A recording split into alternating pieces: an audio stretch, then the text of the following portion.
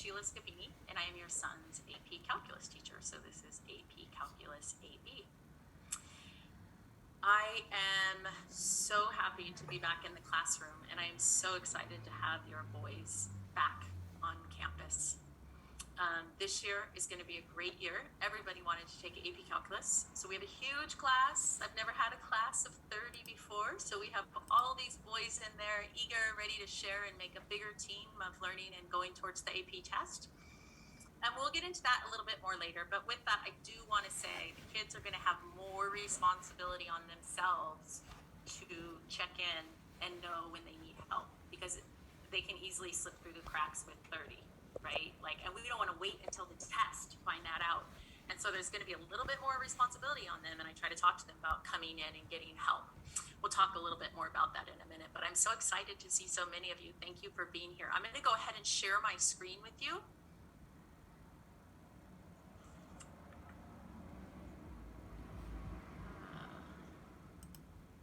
Not quite where I want it to be. Hang on. It looks like it ran through the presentation already. Get back here and here.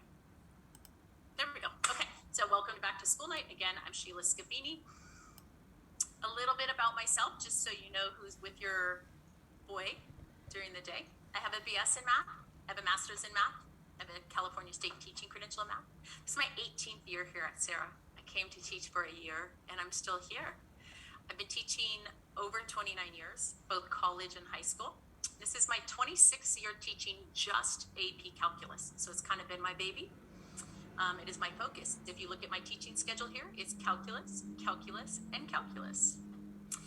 Also, I'm a part-time teacher. These are my only classes, and so I'm not there on B days. So for most of you, your students are older, and so you know A days, B days. I'm only there on A days, so they'll need to find me on A days. But I did put the room numbers up here so that you could note I have my own classroom. So no one's in their first period, so I'm in 118 first period doing my prep for the day. I'm also in there at lunch in 118, and I'm also there after school. So if your son comes and asks for a tutor or says he needs a little extra help, tell him to come find me. And then if he says he couldn't find me, might want to ask him a little more detail about that. I'm in the same place all day. Okay. If for some reason he needs to set up extra time on a B day, or this doesn't fit in his schedule, or he has a different lunch period, then I'm happy to do that also. Really, my goal is to just get 100% pass rate. I do teach to the AP test. If it's not on the AP test, I'm not teaching it. If it's on the AP test, I'm teaching it 110%. My new motto is give 100% unless you're donating blood. Okay, so in terms of my own teaching philosophy, instead of sitting here and talking to you about it, I'm just going to show you a little picture. This handout I picked up at a teaching conference.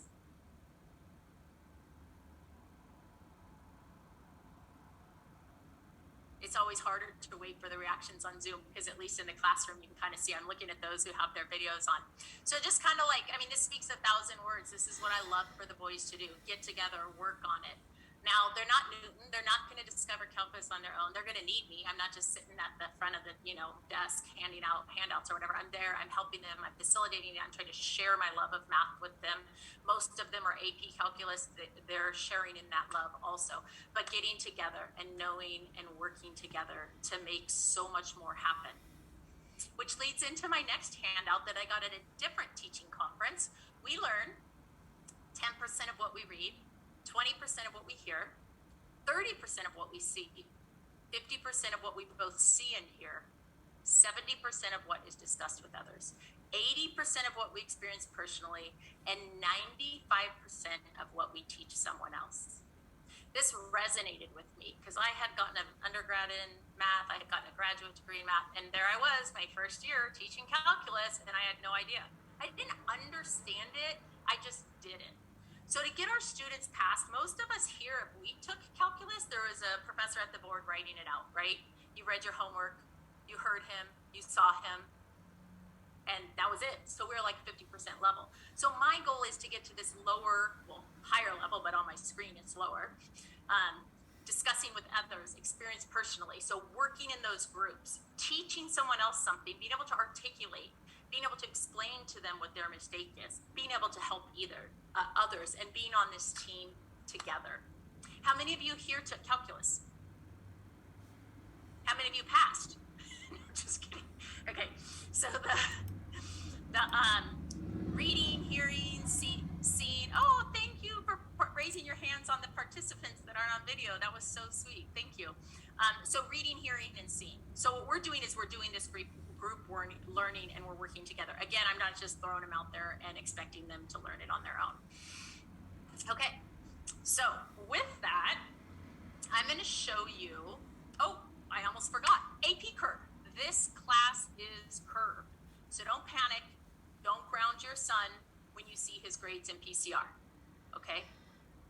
The real AP exam asks questions that are stretched. They don't expect everyone to get them. So if you look at this, last year's scores, you can get 64 out of 108, have the highest passing grade of 5.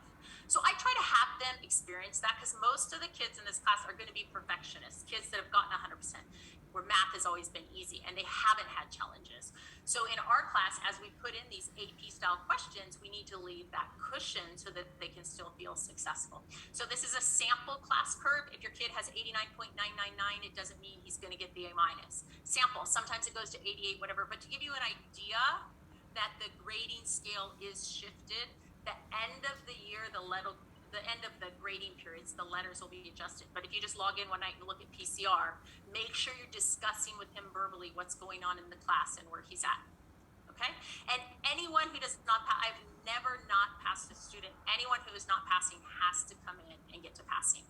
And my motto kind of is, you wouldn't be in calculus if you're not an A student, right? You would have drifted off. You wouldn't be an AP if you weren't an A student. So I don't believe in spreading people out. My goal is for everyone to get A's and everyone to pass that AP exam. And I've had exceptional results at Sarah. My other section, the BC class, has a 100% pass rate in 18 years, except for one student.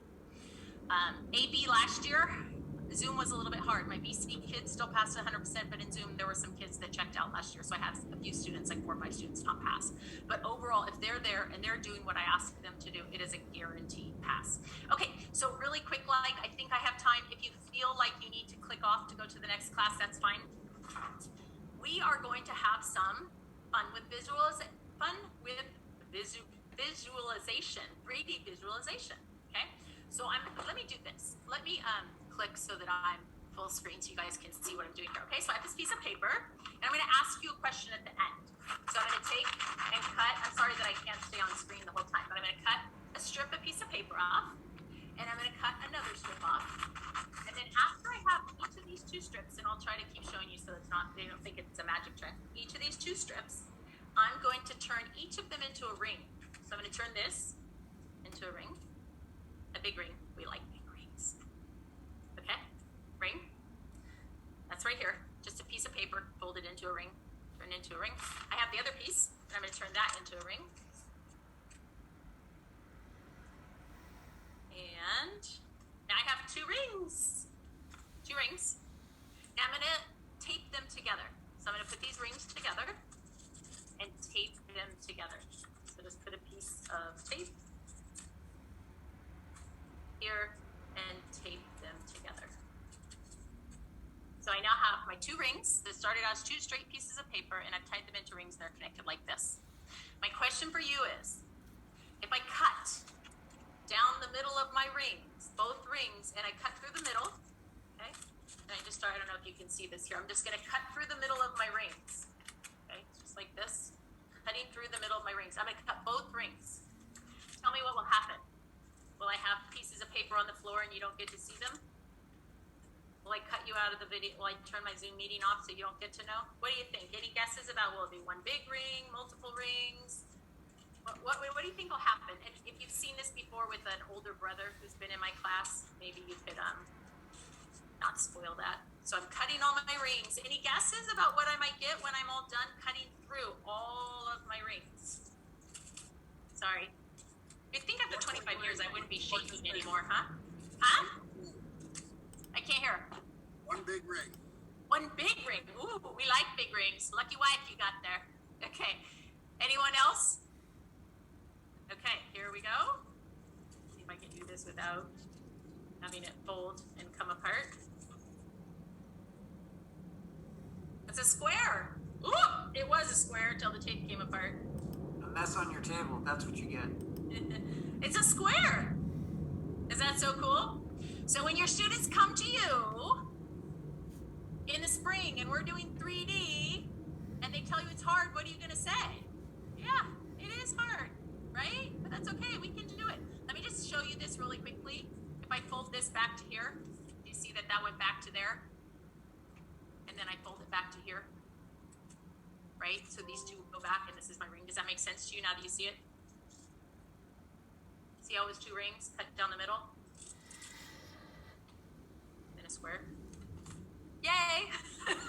Some of you look perplexed and others of you like are, oh my God. And some of you are like, oh yeah, I knew that. In 25 years of teaching and using this, I haven't used it the whole 25 years, but the reason I love this problem is I didn't get it. Like the first time I saw someone do it, I was like, oh my goodness, wow. And so to really think back and how it develops is really cool. So when your students tell you it's hard, yes, my reward for you coming tonight is my cell phone. And sticking through this long presentation and being here tonight. So my cell phone's there if you need it. I prefer email, work email. I'm in 8 days, every other day I'm checking it. But if you need something or want anything, I'm always here via text or cell phone calls. Thank you. Welcome back to real school. Good luck with your next class. Thank you. Thank you. Good night. Thank you. Thank you. Bye. Bye. Awesome trick. Awesome trick. I like it. Yeah. Thank you. Thank you. Yeah.